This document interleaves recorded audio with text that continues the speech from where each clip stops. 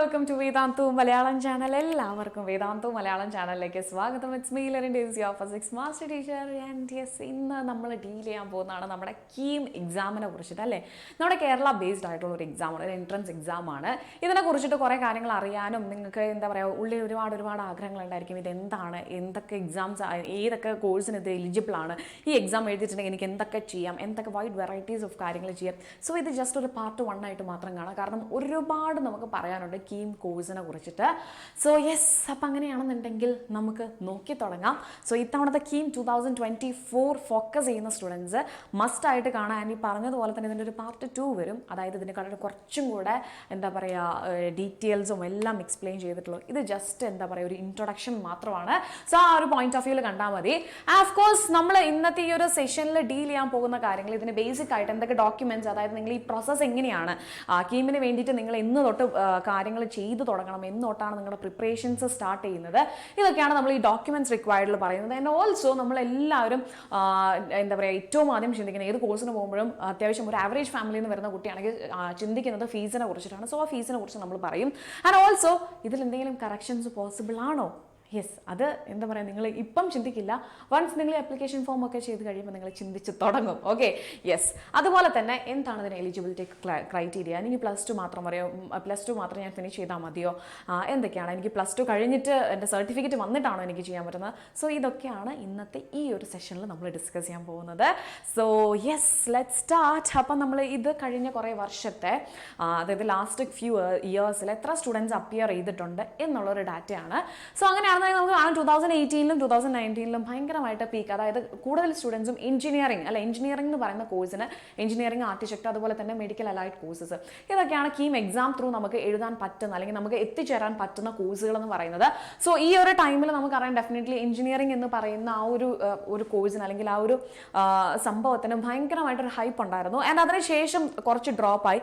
And കഴിഞ്ഞ വർഷം നമ്മൾ നോക്കുകയാണെന്നുണ്ടെങ്കിൽ ഭയങ്കരമായിട്ടുള്ളൊരു ഹൈപ്പ് തന്നെയായിരുന്നു. ഒരുപാട് സ്റ്റുഡൻസ് കീം എക്സാം എഴുതിയിരുന്നു. അതായത് almost 1 lakh students, okay, 1 lakh students exam എഴുതിയിരുന്നു. കീം 2023 എക്സാം എഴുതിയിരുന്നു.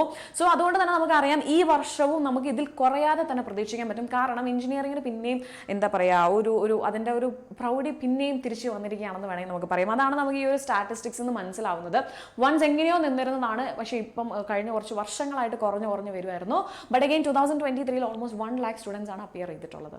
ഓക്കെ, സോ അതുകൊണ്ട് തന്നെ നിങ്ങൾക്ക് ഈ ഒരു എക്സാമിൻ്റെ കോമ്പറ്റീഷൻ നിങ്ങൾക്ക് മനസ്സിലാവും എത്രത്തോളമാണ് നിങ്ങൾക്ക് സിമ്പിളാണ്. നമുക്ക് എന്താ പറയുക ഇപ്പോൾ 2021 എന്താ പറയുക ഇത്രയും ആകാം എന്ന് വിചാരിച്ചിരുന്ന പല കാര്യങ്ങളും എന്താണ്, യെസ് ഇപ്പം കഴിഞ്ഞ പ്രാവശ്യം ഈ മാർക്ക് കിട്ടില്ല എനിക്ക് ഈ കോളേജിൽ കിട്ടുമായിരുന്നു, പക്ഷേ 2023 അത് സംഭവിച്ചിട്ടില്ല. ചെറിയ മാറ്റങ്ങളൊക്കെ ഉണ്ടായിരുന്നു. നമുക്കറിയാം ഓരോ റാങ്കും അല്ലെങ്കിൽ ഓരോ പോയിന്റ് മാറുന്നതിനനുസരിച്ചിട്ട് നമ്മുടെ റാങ്കും വളരെയധികം പിന്നിലോട്ട് പോകും. നമ്മുടെ ഒപ്പം കോമ്പീറ്റ് ചെയ്യുന്ന നമ്മുടെ അതേ ലെവലിലുള്ള ആൾക്കാർ തന്നെ, അതായത് ഇപ്പം എന്നെ പോലെ എക്സാക്ട്ലി പഠിക്കുന്ന ഒരു കുട്ടി എല്ലാവർക്കും ഒരേ മാർക്ക് വന്നിട്ടുണ്ടെങ്കിൽ നമുക്കറിയാം ചെറിയ കാരണങ്ങൾ കൊണ്ട് തന്നെ നമ്മുടെ റാങ്ക് മാറി പോകും. അതുകൊണ്ട് നിങ്ങൾ വിചാരിക്കുന്ന, അതായത് നിങ്ങൾക്കിപ്പം ഇപ്പോഴേ നിങ്ങൾക്ക് എക്സ്പെക്ടേഷൻ ഉണ്ടായിരിക്കും എനിക്ക് ഈ കോളേജിലാണ് പഠിക്കേണ്ടത്, ഓക്കെ, ഫോർ എക്സാമ്പിൾ CET-യിലാണ് എനിക്ക് പഠിക്കേണ്ടത്, ഓക്കെ, CET-യിൽ എനിക്ക് ഇന്ന കോഴ്സ് ചെയ്യണം, അപ്പം ഞാനിങ്ങനെ ഓക്കെ ഇവിടെ എത്തണമെങ്കിൽ ഞാൻ എന്ത് ചെയ്യണം, എപ്പോൾ തൊട്ട് ഞാൻ എൻ്റെ പ്രിപ്പറേഷൻ സ്റ്റാർട്ട് ചെയ്യണം, ഏതൊക്കെയാണെങ്കിൽ ഞാൻ ക്രാഷ് കോഴ്സിന് പോകേണ്ടതുണ്ടോ, ഇത്തരം ഡൗട്ടുകൾ, അതാണ് ഇന്നത്തെ സെഷൻ കേട്ടോ. ഓക്കെ, സോ അങ്ങനെയാണെന്നുണ്ടെങ്കിൽ നമുക്ക് തുടങ്ങാം. Okay, yes. അപ്പോൾ ഫസ്റ്റ് എന്താണ് കീം എക്സാം? നമ്മൾ പറഞ്ഞല്ലോ കേരള ബേസ്ഡ് ആയിട്ട് എഞ്ചിനീയറിംഗ്, ആർക്കിടെക്ചർ, അതുപോലെ തന്നെ നമ്മുടെ മെഡിക്കൽ അലൈഡ് കോഴ്സസിന് ഉള്ള, അതായത് നിങ്ങൾക്ക് അവിടെ ജോയിൻ ചെയ്യണമെങ്കിൽ നമുക്ക് എന്ത് ചെയ്യണം, ഈ കീം എക്സാം ഈ ഒരു എൻട്രൻസ് എക്സാം നമ്മൾ പാസ്സായിട്ട് വേണം നമുക്ക് അവിടെ എൻട്രി കിട്ടത്തുള്ളൂ. ഓക്കെ അല്ലേ? യെസ്. അപ്പം ഇത് ഡെഫിനറ്റ്ലി എന്താണ്, യെസ്, ഒരു ഓഫ്ലൈൻ സെക്ടറിൽ നടക്കുന്നതാണ്. അതായത് ഒരു പേപ്പറും പെന്നും ഉപയോഗിച്ചിട്ട്, ഓക്കെ, പേപ്പറും പെന്നും ഉപയോഗിച്ചിട്ടുള്ള ഒരു എക്സാം ആയിരിക്കും നമ്മുടെ എന്താ പറയുക നമ്മുടെ കീം എക്സാം എന്ന് പറയുന്നത്. നിങ്ങൾക്ക് OMR ഉണ്ടായിരിക്കും, എക്സാക്ട്ലി ലൈക്ക് നീറ്റ്. പക്ഷേ നീറ്റിന് അത്ര റെസ്ട്രിക്ഷൻസ് ഇല്ല. ഈവൻ ഡ്രസ് കോഡിലാണെങ്കിലും, പക്ഷേ നമ്മൾ ഫോളോ ചെയ്യേണ്ട ഡ്രസ് കോഡ് ഉണ്ട്, but it is normal. Okay, പക്ഷേ നീറ്റിന് നമുക്കറിയാം കുറേ പ്രശ്നങ്ങളുണ്ട് അല്ലേ. സോ ഇവിടെ നമുക്ക് അത്രയും റെസ്ട്രിക്ഷൻസ് ഒന്നുമില്ല. നമ്മൾ നേരത്തെ പറഞ്ഞ പോലെ ഒരു OMR ഷീറ്റും അതിൽ എത്ര 120 ക്വസ്റ്റ്യൻസും ഉള്ള ഒരു ക്വസ്റ്റ്യൻ പേപ്പർ നിങ്ങൾക്ക് കിട്ടും. നിങ്ങൾക്ക് എന്താ പറയുക ഫില്ല് ചെയ്ത് പോകുന്നു. സിമ്പിൾ എക്സാം ആണ്. നീറ്റിൻ്റെ അത്ര കോംപ്ലിക്കേറ്റഡ് ഒന്നുമല്ല. ഇനി നമ്പർ ഓഫ് പേപ്പേഴ്സ് പറയാമെന്നുണ്ടെങ്കിൽ 2 പേപ്പേഴ്സ് ഉണ്ട് കേട്ടോ. അതായത് പേപ്പർ 1 ഉണ്ട്, പേപ്പർ 2 ഉണ്ട്. ഓക്കെ അല്ലേ? പേപ്പർ 1 എന്ന് പറഞ്ഞിട്ടുണ്ടെങ്കിൽ അവിടെ എന്താ ഉള്ളത്? ഫിസിക്സും കെമിസ്ട്രിയും ആണുള്ളത്. ഓക്കെ, പേപ്പർ 1 എന്ന് പറഞ്ഞാൽ ഫിസിക്സും കെമിസ്ട്രി. മെഡിക്കൽ കോഴ്സസ് ആണ് നിങ്ങൾ ചൂസ് ചെയ്യാൻ പോകുന്നെങ്കിൽ നിങ്ങൾക്ക് ഈ ഒരു എക്സാം മാത്രം എഴുതിയാൽ മതി. അതായത് പേപ്പർ 1 മാത്രം നിങ്ങൾ അറ്റൻഡ് ചെയ്താൽ മതി. ഇനി അതുപോലെ തന്നെ പേപ്പർ 2 കംപ്ലീറ്റ്ലി മാത്തമാറ്റിക്സ് ആണ്. ഓക്കെ, അപ്പം നിങ്ങൾ എഞ്ചിനീയറിംഗ് ആണ് നിങ്ങൾ ഉദ്ദേശിക്കുന്നതെങ്കിൽ നിങ്ങൾ എന്ത് ചെയ്യണം? പേപ്പർ 2 കൂടെ അറ്റൻഡ് ചെയ്തിട്ടുണ്ടായിരിക്കണം കേട്ടോ. ഓക്കെ, അപ്പം അതാണ് ഏറ്റവും ഇമ്പോർട്ടൻ്റ് ആയിട്ടുള്ള ഒരു കാര്യം. പലരും നമ്മുടെ അടുത്ത് എന്താ പറയുക, കീമിൻ്റെ ലാസ്റ്റ് മിനിറ്റിൽ വന്നൊരു ഡൗട്ടായിരുന്നു, എന്താണ് ഈ പേപ്പർ 1ഉം പേപ്പർ 2ഉം ഞങ്ങൾ അറ്റൻഡ് ചെയ്യേണ്ടതുണ്ടോ, എന്തൊക്കെയാണ് ചെയ്യേണ്ടത്, ഞാനൊരു മെഡിക്കൽ അലൈഡ് കോഴ്സ് ആണ് ഞാൻ പ്രിഫർ ചെയ്യുന്നത്, എനിക്ക് എന്താ ചെയ്യേണ്ടത്, ഇത്തരം കൺഫ്യൂഷൻസ് ഒക്കെ ഉണ്ടായിരുന്നു. അതുകൊണ്ടാണ് ഇത്രയും നേരത്തെ തന്നെ നമ്മൾ പറയുന്നത്. സോ നിങ്ങളൊരു മെഡിക്കൽ അലൈഡ് കോഴ്സ് ആണെന്നുണ്ടെങ്കിൽ നിങ്ങൾ ഈ ഒരു ഭാഗം നിങ്ങൾ ശ്രദ്ധിക്കേണ്ട. മാത്സിൽ നിങ്ങൾ അത്രയും ജീനിയസ് അല്ലെങ്കിൽ പോലും നിങ്ങൾക്ക് എന്തില്ല, പ്രശ്നം വരുന്നില്ല. കാരണം നിങ്ങൾ പേപ്പർ 1 മാത്രം അറ്റൻഡ് ചെയ്താൽ മതി. ഇനി അടുത്തത് നമുക്കറിയാം ക്വസ്റ്റ്യൻ പേപ്പർ MCQs ആണ് വരുന്നത്. And also number of questions per paper. അതായത് ഒരു പേപ്പറിൽ നിങ്ങൾക്ക് 120 ക്വസ്റ്റ്യൻസ് ഉണ്ടായിരിക്കും കേട്ടോ. 120 ക്വസ്റ്റ്യൻസ് ആണ് ഉണ്ടാവുന്നത്. അതിൽ 72 ക്വസ്റ്റ്യൻസ്. ഓക്കെ, ഈ 120ൽ 72 ക്വസ്റ്റ്യൻസ് ആണ് ഫിസിക്സ് വരുന്നത്. പേപ്പർ 1ന്റെ കേസാണ് ഫിസിക്സ് വരുന്നത്. ആൻഡ് ദെൻ 48 ഓക്കെ, അതാണ് കെമിസ്ട്രി വരുന്നത് കേട്ടോ. ഓക്കെ, അപ്പോൾ നമ്മൾ ഫിസിക്സിനാണ് കൂടുതൽ പ്രയോറിറ്റി. അതായത് നിങ്ങൾ മെഡിക്കൽ അലൈഡ് കോഴ്സ് ആണെങ്കിൽ പോലും 72 ക്വസ്റ്റ്യൻസ് ആണ് ഫിസിക്സും 48 ക്വസ്റ്റ്യൻസ് ആണ് കെമിസ്ട്രി എന്ന് പറയുന്നത്.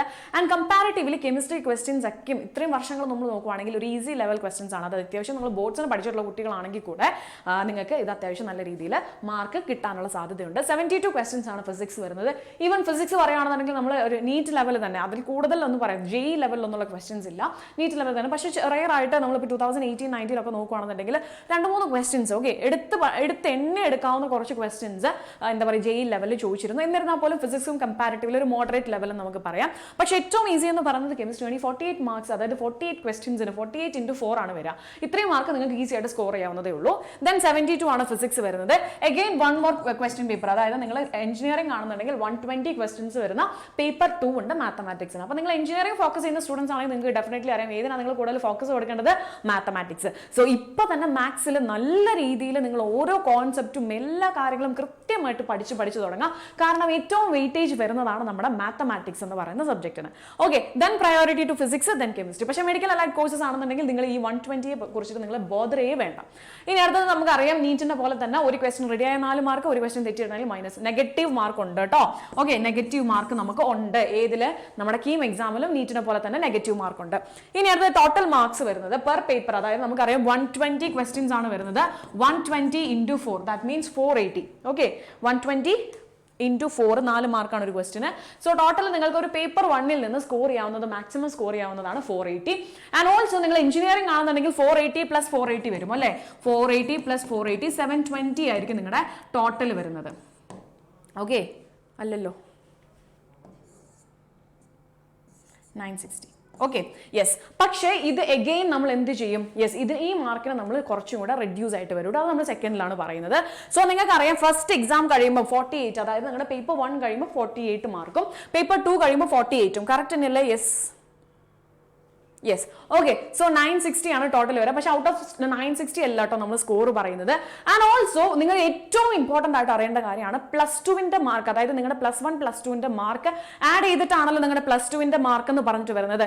ഈ +2ന്റെ മാർക്ക് ഇവിടെ 50% കൺസിഡർ ചെയ്യും. ഓക്കെ, അതാണ് കേട്ടോ ഇവിടെ ഏറ്റവും വലിയൊരു ഹൈലൈറ്റ്. അതായത് നിങ്ങളുടെ +2 നിങ്ങളുടെ +1 +2 മാർക്ക് നല്ലതല്ല എങ്കിൽ നിങ്ങളുടെ കീം എക്സാമിന് അത് ബാധിക്കും. ഓക്കെ, കാരണം 50% വരുന്നത് +2ന്റെ മാർക്കാണ്. സോ +2ന് നല്ല മാർക്ക് വേണം. അതുകൊണ്ട് തന്നെ ഇപ്പോഴേ കീം ഫോക്കസ് ചെയ്യുന്ന കുട്ടികൾ ഇപ്പോഴേ +2ന്റെ മാർക്ക് നല്ല രീതിയിൽ, അതായത് ഓരോ സബ്ജക്റ്റും വൃത്തിയായിട്ട് പഠിക്കാനായിട്ട് ശ്രദ്ധിക്കുക. നിങ്ങളുടെ ആ മാർക്ക് ഇവിടെ വരും.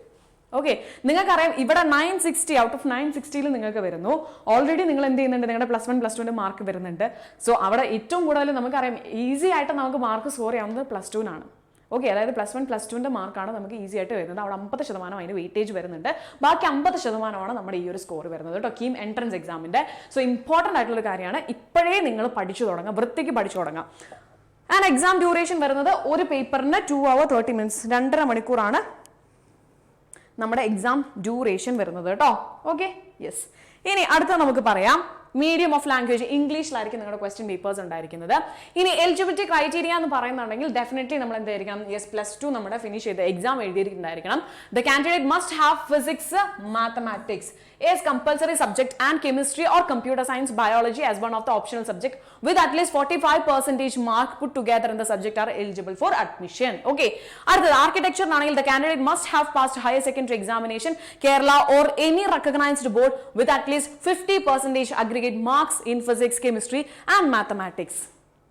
ക്ലിയർ അല്ലേ? സോ പ്രോപ്പർ ആയിട്ട് നിങ്ങളുടെ എലിജിബിലിറ്റി ക്രൈറ്റീരിയ ഇവിടെ തന്നിട്ടുണ്ട്. സോ ഓഫ് കോഴ്സ് നിങ്ങൾക്ക് ഈ പറയുന്ന 45% ആൻഡ് 50% മാർക്ക് ഇല്ലെങ്കിൽ നിങ്ങൾക്ക് ഇത്തരം എക്സാംസിന് അറ്റൻഡ് ചെയ്യാനായിട്ട് പറ്റത്തില്ല, നിങ്ങൾ എലിജിബിൾ അല്ല. ഓക്കെ, ഇനി റിസർവേഷൻ ആണ് പറയുന്നത്. റിസർവേഷൻ ഏറ്റവും കൂടുതൽ വരുന്നുണ്ട്. നമുക്കറിയാം നമ്മുടെ സ്റ്റേറ്റ് മെറിറ്റ് വരുന്നത് വെറും 60% ആണ് വരുന്നത്. 60% ആണ് നിങ്ങളുടെ മാർക്ക് അനുസരിച്ച് മെറിറ്റ് ഓർഡറിൽ നിങ്ങൾക്ക് കിട്ടുന്നത്. ബാക്കി 40% എന്താണ്, റിസർവേഷൻ ആണ്. അതിൽ 30% വരുന്നത് SC/BC-ലും 10% വരുന്നത് SC/ST കാറ്റഗറിയിലുമാണ് വരുന്നത് കേട്ടോ. Okay, yes. ഇനി അടുത്തത് മാർക്കിംഗ് സ്കീം. അത് നമുക്ക് ഓൾറെഡി നമ്മൾ പറഞ്ഞു എന്താണ്. ഒരെണ്ണം ശരിയായ 4 മാർക്ക്, ഒരെണ്ണം തെറ്റിപ്പോയ 1 മാർക്കാണ്. ഇനി നിങ്ങൾ ഒരെണ്ണം അറ്റൻഡ് ചെയ്തിട്ടില്ലെങ്കിൽ അവിടെ എന്താണ്, ഒന്നുമില്ല, 0 ആണ്. Okay, yes. ഇനി അടുത്തത് ഒരു ക്വസ്റ്റ്യന് തന്നെ, അതായത് ഇപ്പൊ നമ്മുടെ 21ാമത്തെ ചോദ്യത്തിന് നിങ്ങളത് ആ ഓപ്ഷൻ ഇങ്ങനെയായിരിക്കും വരുന്നത്. നമ്മൾ OMR എല്ലാവരും പരിചയപ്പെട്ടതാണ് അല്ലേ? യെസ്. അപ്പൊ നമ്മൾ എയും മാർക്ക് ചെയ്തു, ഓക്കെ, എയും മാർക്ക് ചെയ്തു, അതുപോലെ സിയും മാർക്ക് ചെയ്തു. അങ്ങനെയാണെന്നുണ്ടെങ്കിൽ നിങ്ങൾക്ക് ഇതിന് മാർക്ക് കിട്ടത്തില്ല.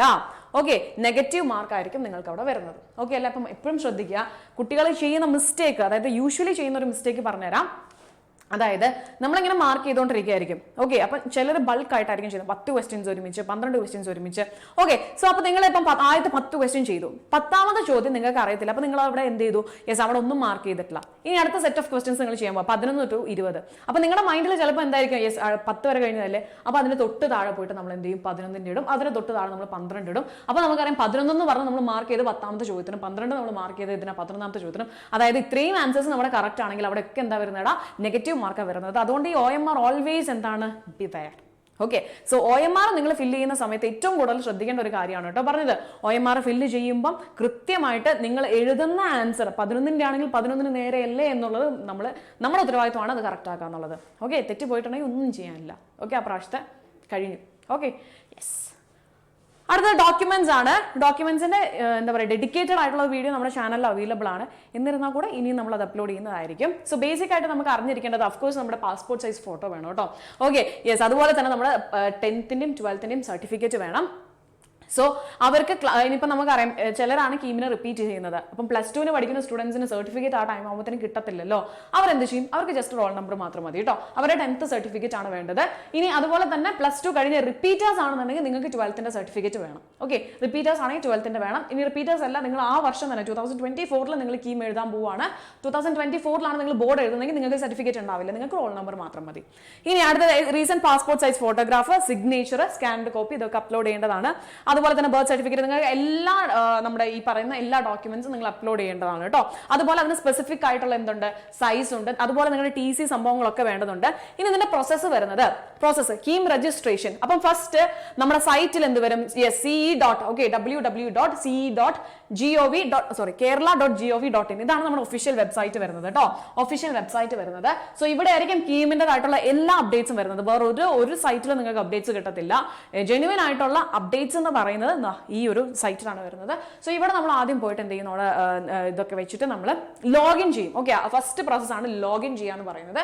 അപ്പോൾ നമ്മൾ പാസ്വേഡ് ഒക്കെ വെച്ചിട്ട് നമ്മൾ സെറ്റ് ചെയ്യും. ദെൻ നമ്മൾ അഗെയിൻ റീലോഗിൻ ചെയ്തിട്ടാണ് നമ്മൾ ആപ്ലിക്കേഷൻ കാര്യങ്ങളൊക്കെ ഫില്ല് ചെയ്യുന്നത്. സോ ഇതൊക്കെ ആ സമയമാകുമ്പോൾ നമ്മൾ ഡീറ്റെയിൽ ആയിട്ട് പറയും. ഇനി ഓൾറെഡി നിങ്ങൾക്ക് ഇപ്പോഴേ അറിയണമെന്നാണ് ആഗ്രഹമെങ്കിൽ നമ്മൾ ഓൾറെഡി കഴിഞ്ഞ വർഷം മാർച്ച് ഏപ്രിൽ മാസങ്ങളിലായിട്ട് നമ്മൾ ഇതിന്റെ ഒക്കെ ഡീറ്റെയിൽഡ് വീഡിയോ ചെയ്തിട്ടുണ്ട് കേട്ടോ.